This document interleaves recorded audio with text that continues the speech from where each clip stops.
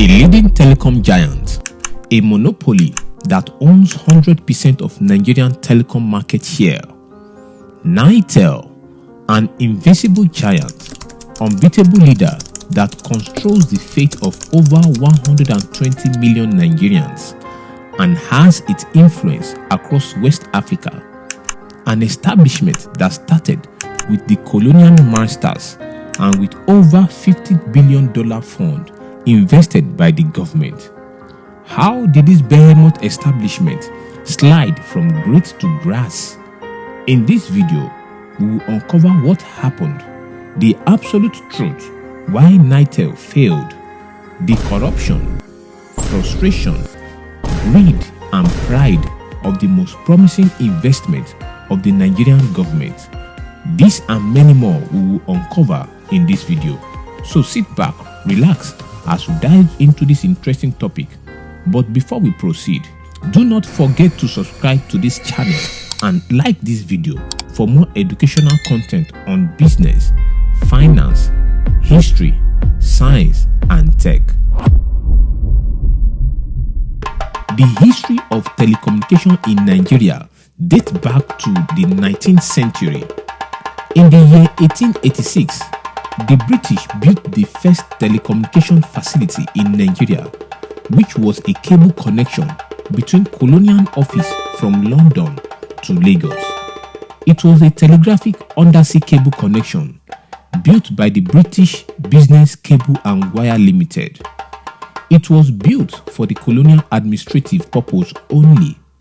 The telephony service were later made available to other British government offices around 1893 and later extended to the hinterland such as Ilorin and Jeba. So in 1923, the first commercial trunk telephone service between Calabar and Itu was established. A 3-channel line carrier system between Lagos and Ibadan was commissioned and later extended to Benin, Enugu, Kano, Kaduna, and Osogbo. This took place between 1946 to 1952. So, a steady development of telecommunication in Nigeria thus began.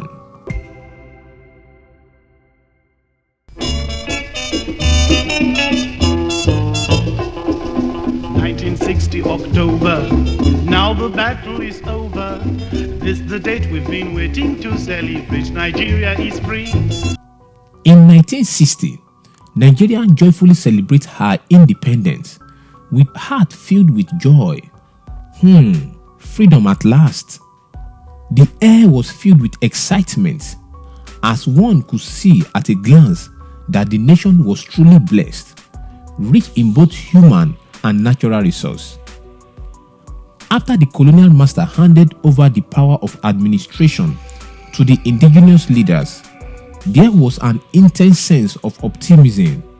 The new government eagerly set out plans to continue to develop the young nation. Amongst its top priorities was the expansion of infrastructure, particularly the network, to support Nigeria's rapid commercial and industrial growth. So, the nation came up with a strategy, a periodic national development plan, where each plan was set to last for a duration of 5 years. The first national development plan aimed to enhance Nigerian telecommunication infrastructure under the Ministry of Communications, with key objectives which include expanding telephone line, linking major urban cities, and establishing a sector management institution. Though these goals were not fully achieved, but notable progress was made, including connecting major cities, creating the Nigerian External Telecommunication known as NET, and increasing telephone lines.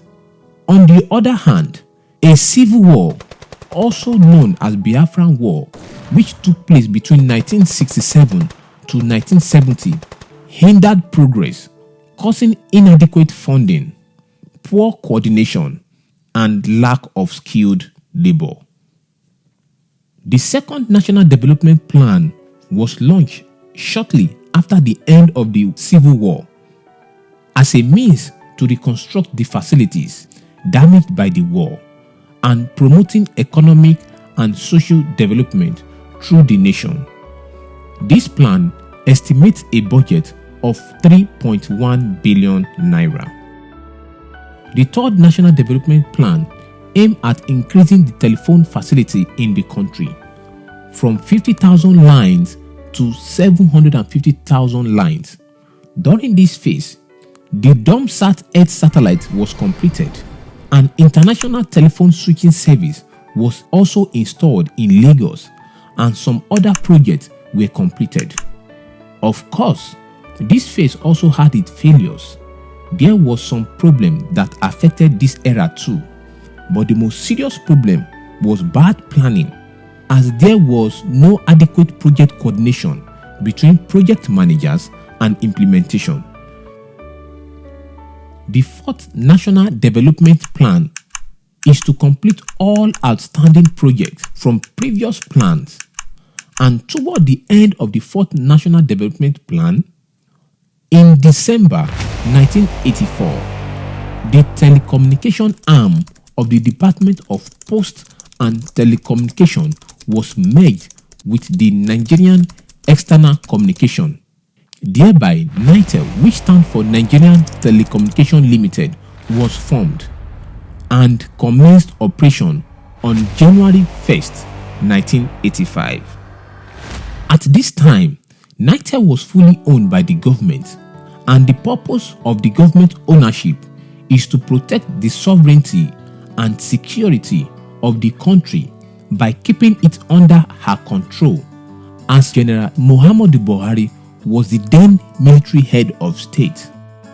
The purpose for establishing NITEL is to supply efficient telecommunication services, and this required sufficient resources, both in financial and technical, as well effective planning and coordination. So, 12 billion naira was invested in the provision of certain infrastructure, such as digital exchanges and transmission links. A research and development department was set up to develop solutions to technical problems and develop system components that suit the environment. With such backing by the government, this made NITEL the king of telecommunication in Nigeria.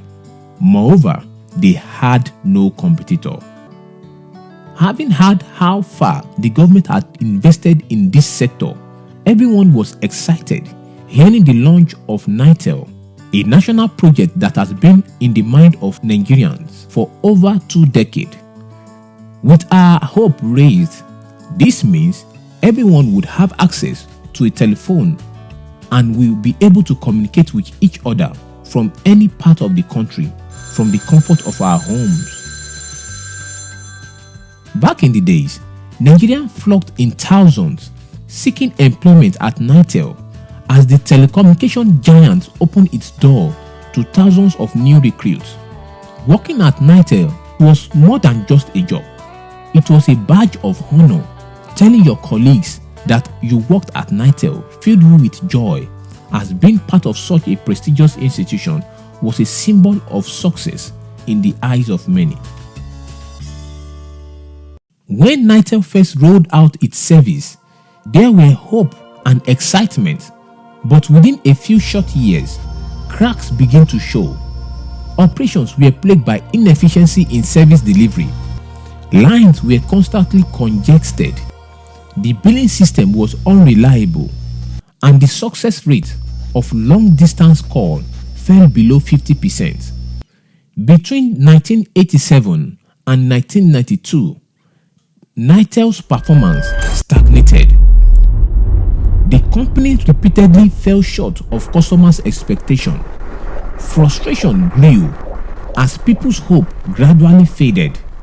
By the 1990s, it became painfully clear that NITEL lacked the capacity to keep up with the rising demand, leaving countless Nigerians disappointed, and underserved.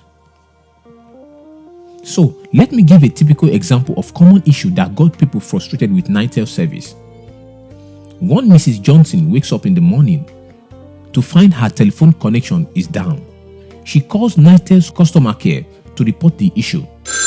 NITEL representative: "Sorry ma, we will send someone to fix it within 72 hours. 2 days passed and Mrs. Johnson still haven't received assistance. She calls again. "I apologize for the delay. Let me escalate this issue. Someone will contact you within 24 hours. It is now Friday at 4 p.m. Mrs. Johnson hasn't received a call or resolution.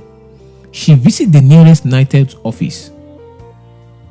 Ma, you will need to fill out a form and submit it to our technical team. Then come back in 3 days' time. It is now Monday. Mrs. Johnson returns to the office. The technical team is working on it and it will be resolved soon. On Tuesday afternoon, Mrs. Johnson receives a call from NITEL. We've resolved your issue. Your telephone should be working now. It took 9 days to fix Mrs. Johnson's issue.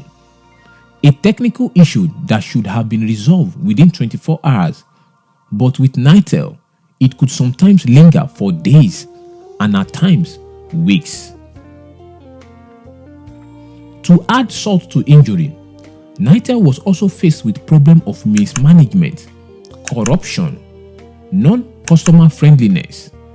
The immediate result of this was a public outcry for state intervention to remedy the epileptic telephony service of NITEL. So, in the year 1992, during the regime of General Ibrahim Babangida, a decree 75 of 1992 led to the establishment of a regulatory body in the telecom sector known as NCC. For those who don't know the meaning of NCC, NCC means Nigerian Communication Commission. NCC was created as a response to the state outcry on the service of NITEL, an independent regulator that was charged with the responsibility of supervision and setting rules in the telecom sector. While this was ongoing in Nigeria, a wireless communication was being developed in Europe known as GSM. So, GSM is a technology that allows phones to communicate with each other without the presence of a physical intermediary, like the analog phone, which need a wire connection. In early 1990, a strategic board meeting was held at NCC. After a careful investigation on the state of NITEL, this is their conclusion. After many years of state investment in landline telecommunication with little success, a wireless telephony is a substitute rather than a complement to landline technology. Furthermore, wireless technology are less prone to the problems suffered by wireline technologies, such as theft, vandalism, or damage due to accident or unpleasant weather condition.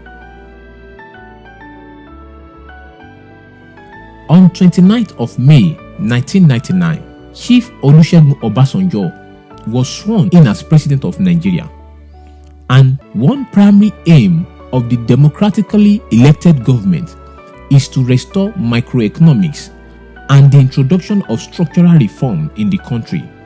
As part of this process, the federal government of Nigeria intends to privatize the major utility sector, including power and telecommunications. Towards the end of 1990, NCC placed adverts in some Nigerian newspapers inviting expressions of interest in not more than 4 national GSM licenses. The auction for the GSM license was held on January 2001. In order to ensure the selection process was free from corruption and manipulation, the screening process was meticulous and the selection process was designed to last for 3 days. The license award process featured 4 stages, which are the invitation stage, a pre-qualification stage, an auction stage, and the grant stage. After a rigorous and a transparent qualification process, which had lasted for 3 days, NCC granted a 5-year renewable GSM license to 3 GSM service providers, which include Econet, MTN, and NITEL. And each of these companies were given a target to sign up at least 100,000 new subscribers in their first year of operation in Nigeria. It is worth to note, NITEL in turn owns NITEL. This was a strategy for them to have a cut in the GSM business. A second national operator's license was granted to Glo in year 2002, and another operator's license was granted to Etisalat in 2008. The rest is now a story I'll cover in a later video.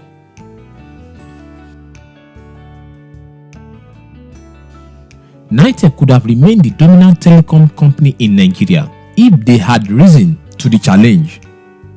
I'm sure names like MTN, Airtel, Glo, and 9Mobile sound familiar to you, and many of you are likely subscribers to one of these networks. If so, please type the name of your network in the comment section. Some might ask, what about MTEL? While other network providers were expanding their subscriber base, MTEL struggled to break even and eventually disappeared from the competition.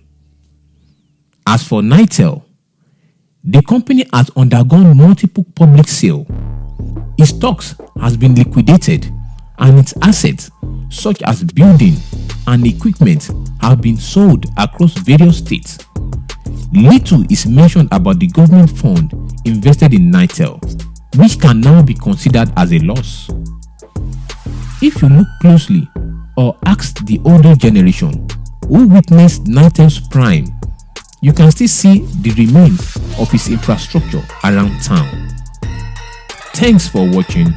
I hope you've enjoyed this video.